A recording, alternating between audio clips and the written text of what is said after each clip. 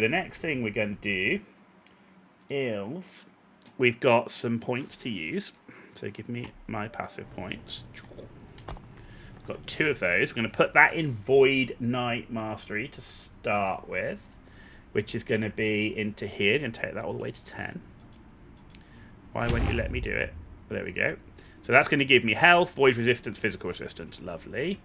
And then, do we have another skill slot yet? No, need to be level 20 for that. So 17 we're currently. Okay.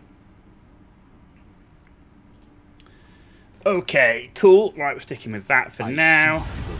We've got that. Oh, we've got another passive. That strength will be necessary if our world, our reality, and we got another one of these. Hope.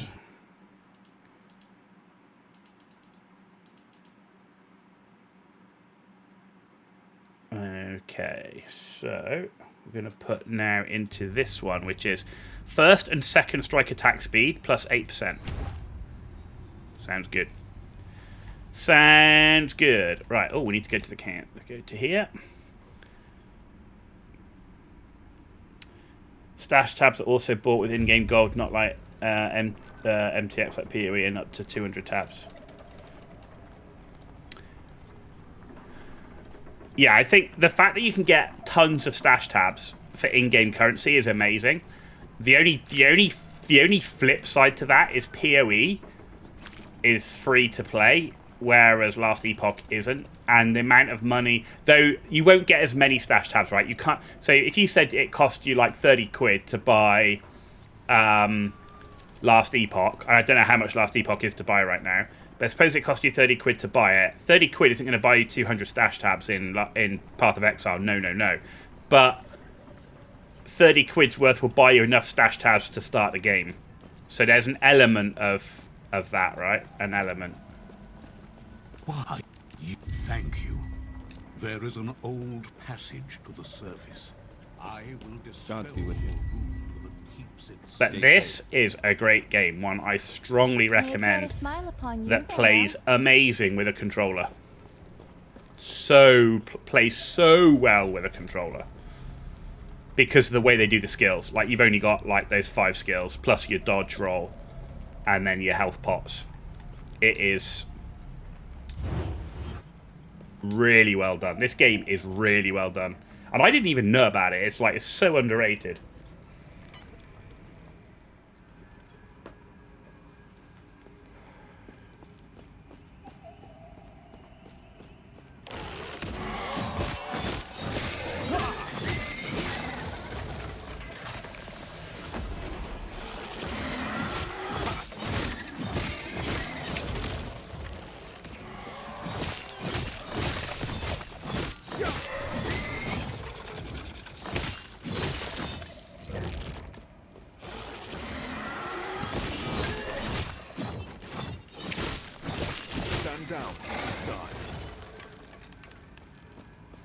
Like, I am seriously thinking about just buying one of the supporter packs for the game, just to support the game in the devs. I haven't even looked at them, but I'm like, I just feel like this game needs some, so you know, that I'm in a position where I can do that, and you know, just get something to show my level of support for the game.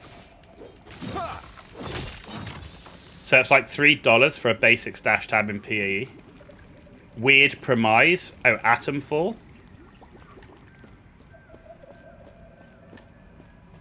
I can tell you now, the one thing that Atom Fall will do, it will definitely appeal to Brits, right? Because of the way the game. I mean, it's obviously set in England, and there's lots of stuff in there that Brits will go. It will like just weird things that only a Brit would really get, right? But I do like the, you know, it's got element. It's going to play a bit like Metro, but it's got elements of survival in there. It's got some low-level crafting in there, some low-level skill stuff, but like ammo's going to be hard to find. Yeah, for me, it's definitely a game that appeals. You know, I love playing Metro. Metro is a good game, right? Whitby on drugs. They're releasing new supporter packs on April 17th. So yeah, I'll check them out. I don't know what's even in them. Like, what's even in a supporter pack? Is it just like cosmetic stuff, is it?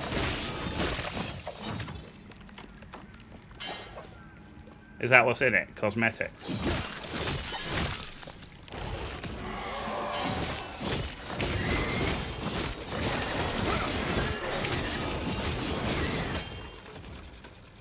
But I do like to try and support games when I feel like they deserve it. Like V Rising, I really felt needed, deserved being supported. So like V Rising, I got the Castlevania pack, like cosmetic pack. It didn't cost that much, but it was just, if everybody that played the game spent $10 on buying the cosmetic pack, you'd go, that'd be a big deal, right? So cosmetics, that's fine. Yeah, if I can pick something up for like, $10, $15 or $20, something like that, to show a level of support. I mean, hell, I spend $20 on buying a freaking pizza,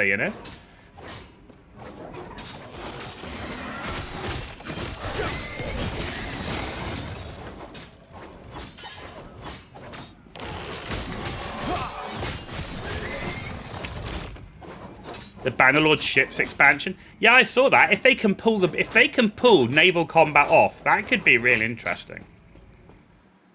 The cultists had a philosophy.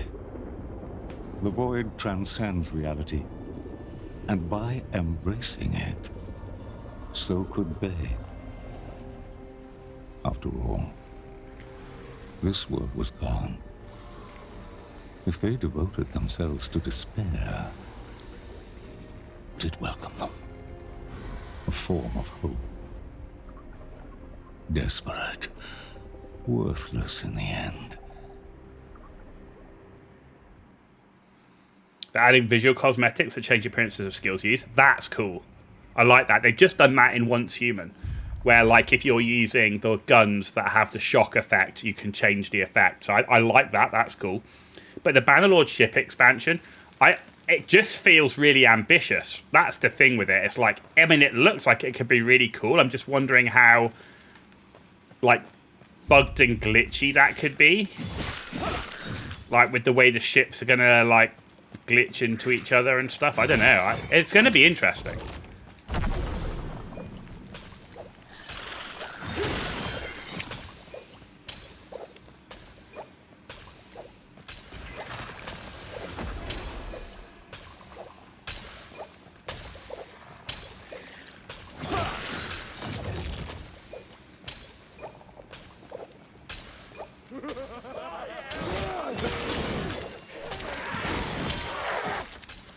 What have we got here?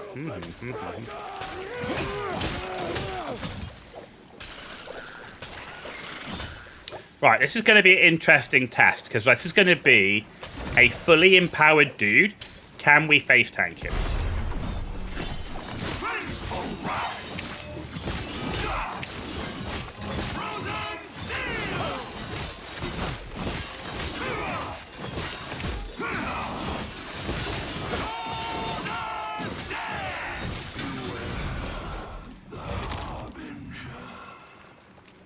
Yeah, we destroyed him. We face tanked his ass, man. Right, look at that. Movement, strength, physical resist, and dodge rating. Well, that's way better than what we got. Lightning resist. Okay, that's shards. Chance to ignite and hit. 86 increased physical damage, poison resist, lightning resist, and poison damage.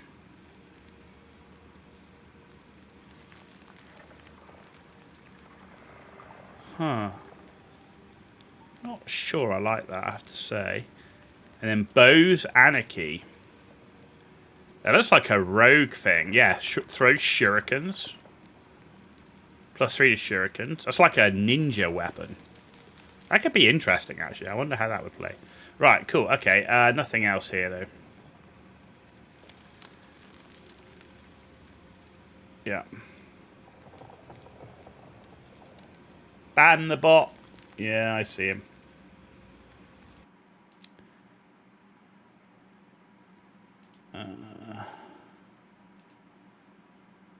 Where's my thing gone?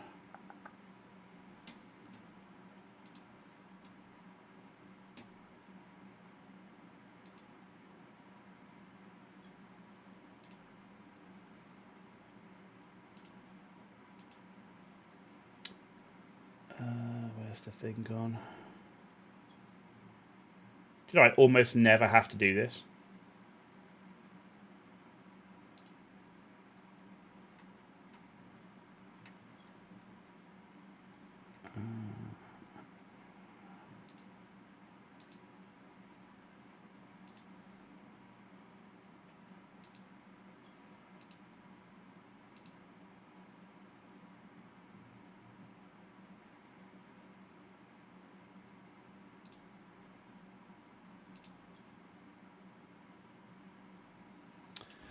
I don't like having followers only. You know, at the end of the day, next I have like 3 people that watch me, so which is another reason why, like, you know, if I have no intention of going, like, I'd have to have a huge amount of viewers on a regular basis for me to even consider going to partnered status. So, you know, even if I've got 1,000 viewers, I'm not going to partner. And also the same as YouTube. Like, I'm actually close. I'm like 750 people subbed on YouTube. If that got to 1,000, I'm not going to monetize because I don't want to, like, this isn't I'm not doing this for a job. I'm not doing this for the money. Not right now. Like, if I could turn it into a living, absolutely. Absolutely. If I could turn this and this could be my full-time job, that's a different ball game.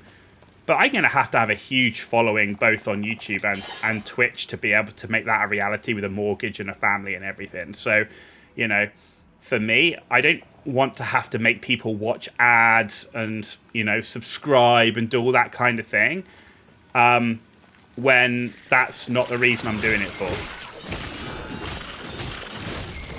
So I want to try and keep ads off the channel. Like I say, if I got to a point where I had enough support that I could make a living from it, then yeah, I'd monetize. But outside of that, I have no intention of monetizing, and at the same time, I want to keep the chat as open as possible, and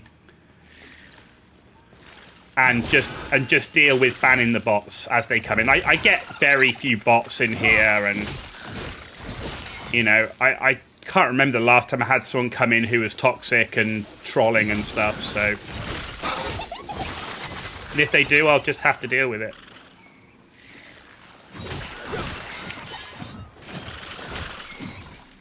I should wear a dress?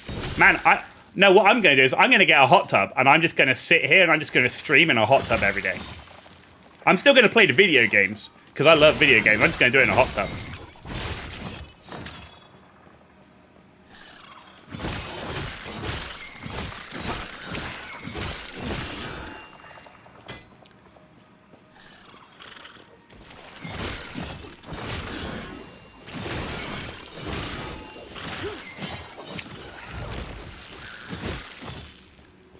The worst thing is, I'm not going to be here on May the 4th, which means I can't do my stream in my Imperial Officer cosplay, because I do cosplay. I used to do a lot of cosplay. I don't have much time for it now, and I don't have all my stuff, because obviously I moved to the US, and a lot of that's still in the UK, but, yeah, I was a member of the 501st Garrison in the UK as well, so I've got a full Imperial Officer cosplay, which is General Veers, and I have a full Snowtrooper cosplay. And in fact, I actually have a Facebook page that at one point was up to like 130,000 followers on Facebook, which I did nothing with. It's still there. The page is still there. And all it was pictures of me going to Comic-Cons and meeting people at Comic-Cons. That's all it was. There was no guides on it. There was no nothing. And the Facebook page is still there with all my cosplays on. In fact, I wonder if I can find it. I'll link it for you. Hang on. Oh.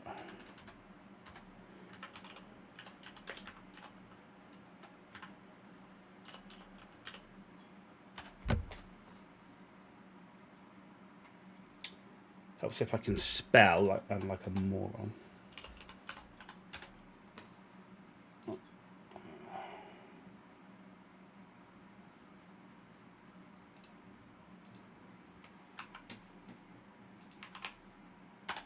There you go. That's my cosplay Facebook page.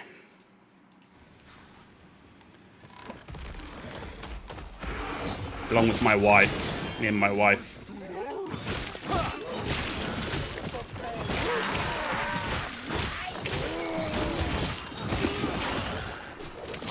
But you can see it's been years since I've posted an update on it. Because I just... In fact, I haven't been to a Comic-Con since just before COVID. In fact, COVID is when I stopped doing it.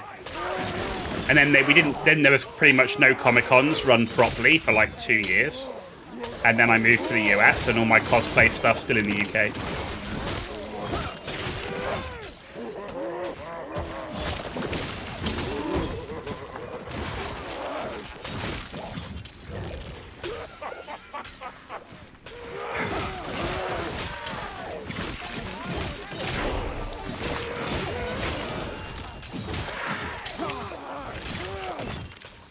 I know it's not everybody's flavour, but I enjoy it. I like cosplay. The one thing I liked about Comic-Cons is there was never any drama there. Like, everybody was always so chill. Like, they'd be walking around in these huge costumes with giant wings bashing into people and shields and everything else. And instead of people getting, oh, you hit me with your bloody shield or your wing or whatever, people would go, oh, that's really cool. Can I have a picture with you? Like, everybody was just chill. You could wear what you wanted, be how you wanted, and nobody gave a shit because everybody was there just to enjoy the vibe, right? It was just such a nice atmosphere, so friendly.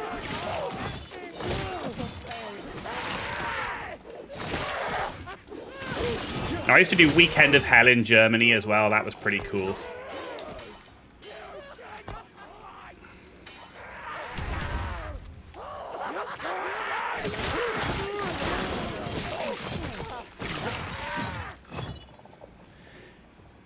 Yeah, getting to be a full-time streamer that can pay the bills is like 3 to 5 year unpaid full-time job unless you get lucky with large streamers raiding you consistently. Yeah, and like I say, you know, I have no illusion about the chance of it ever happening, right? Because there are millions of streamers, you know, and generally it appeals more to a younger audience who generally prefer younger streamers, right? So my age group, I mean, hell, most of the people I work with never even bloody played a video game. It's crazy. So, you know, I have no illusions about that. You know, and I have a pretty decent job. So, you know, that pays the bills, allows me to, you know, support my family and stuff, which is the most important. So, like I say, I with that, I just don't want to, you know, I see a lot of people, as soon as they can monetize, they monetize. And they're basically making people watch ads and spamming promotional products and everything else. And it's like, I get it. If you need the money, like if I lost my job, yeah, I'd probably do it straight away. But while I don't need to do it, I have no intention of doing it. If that makes sense.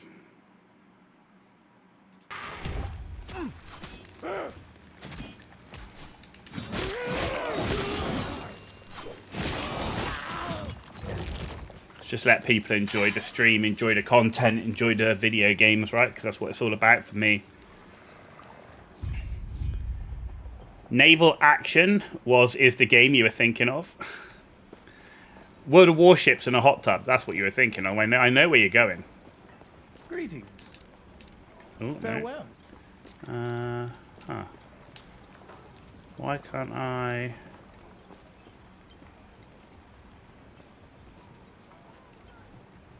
Greetings. There we go. Farewell. 1/3 of Twitch subscribers are actually 25 to 34. Yeah, but I'm 45, man. It's a little bit different. It's a little different.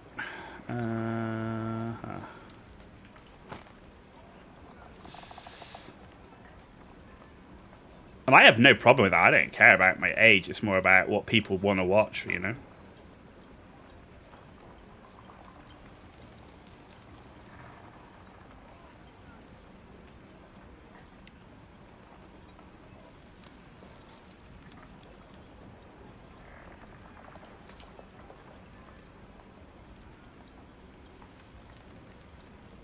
Okay.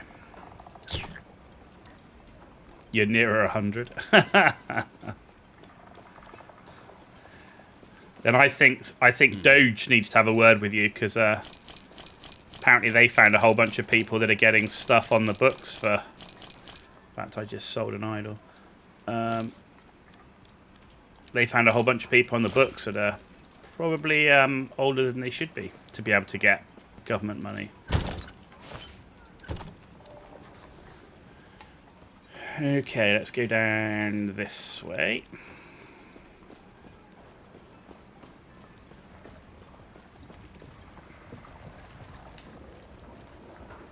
But I just love video games. Like, you know, if I had to live my life again and I was in a different era, like say when I was leaving school, there wasn't streaming and stuff like that. You know, there was a career in video games if you could code, but I suck at that type of thing. Like my maths and stuff and all that type of thing. I'm never going to be a coder, and I'm never going to be a graphic designer, right? So I, you know, having a career in video games was going to be real hard for me when I was doing it. But now, of course, you've got this whole other option, and if I could do it again differently, then yeah, I'd give it a go. Sure, to see if I could make it work. It'd be great. I'd love to do it.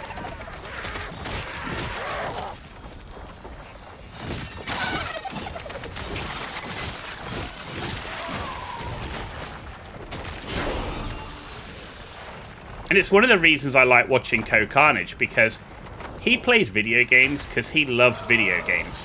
Like him, I have no interest in the politics and the drama stuff and all the controversy stuff. Like for me, like looking at a video game, reviewing a video game, it's about the game. Like what's in it?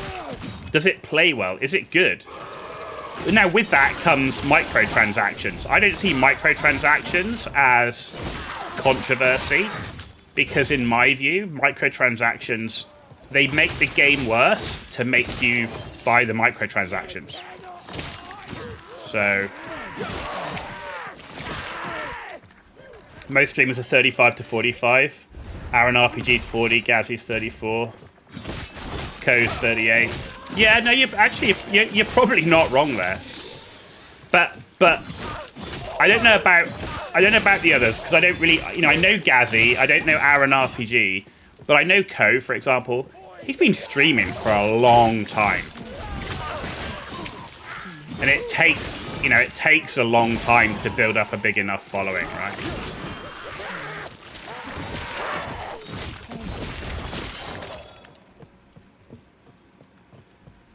But you never know. Hey, look, I'm going to keep doing it because I love it, right? So, who knows? Who knows?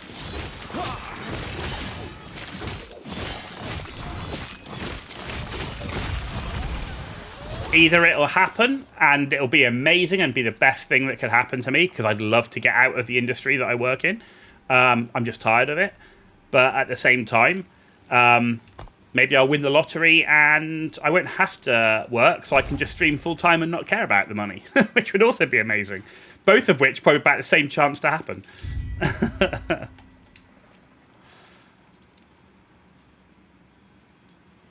You know?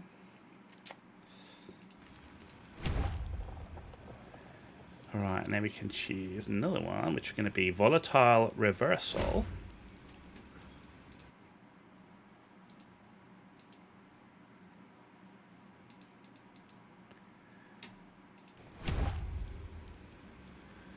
So that's Void Rift at start, and this is Void Rift damage.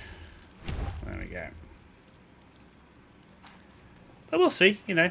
At the moment, I'm just doing my thing, enjoying playing the games, which is what I love doing. So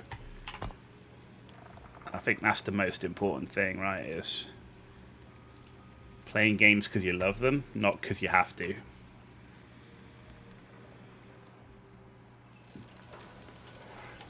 Like, for me, I find it interesting and also somewhat amusing. Who are you? When you can tell that somebody's playing a game because they've been paid to play it, versus someone who's playing a game because they genuinely enjoy playing that game. And you can so tell the difference. You can so tell the difference.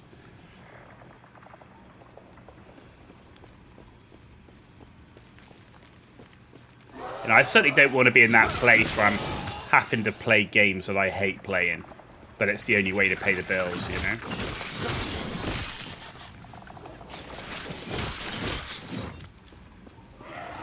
I mean, video games for me has always been my escape from the real world, you know?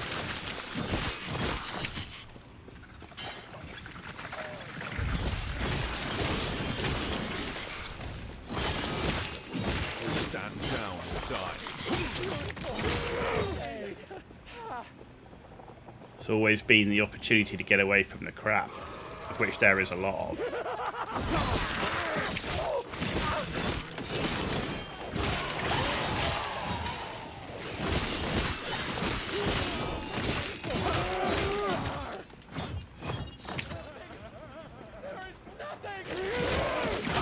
Like watching Rax play D4, painful to watch him. Was he paid to play it then? Was he?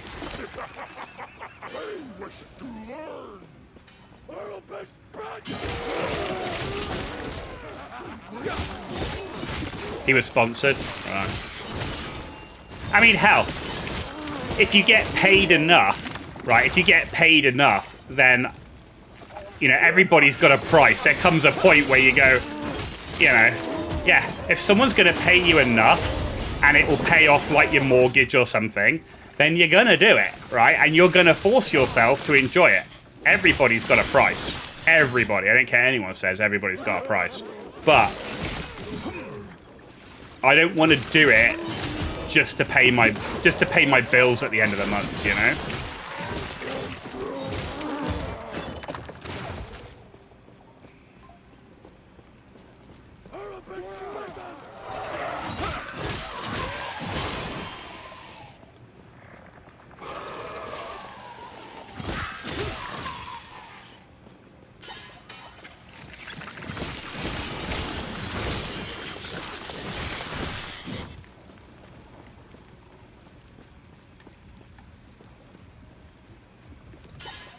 I think one of the great things for me is I actually just enjoy engaging with people on the game because I'm so passionate about video games. Like, I love video games. It's just cool being able to talk to people about video games. Like I say, there's very few people I know that I personally know that I can talk to video games about in the real world. Like, as everyone I work with, most of them have never played a video game, let alone be in a place where you can have a good conversation with them.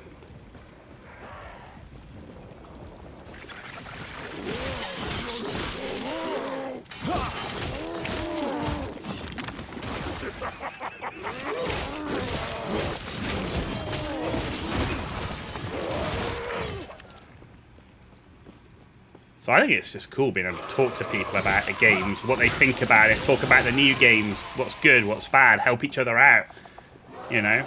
Like, so many people have, it's been great with Last Epoch, so many people have been coming in here, like, giving me tips and help and everything. It's been amazing. And for me, that's, like, really cool. And then the other day, I was playing Once Human, and the guy comes in and he's struggling to beat the spider boss. And it was my opportunity to give something back and go, hey, look, I can help you beat the spider boss. And, like, I think that's cool. Like, that, for me, is one of the great things about the streaming aspect that I really like. Is that whole working together to help each other and stuff. I think that's just cool. Maybe I'm too much of an...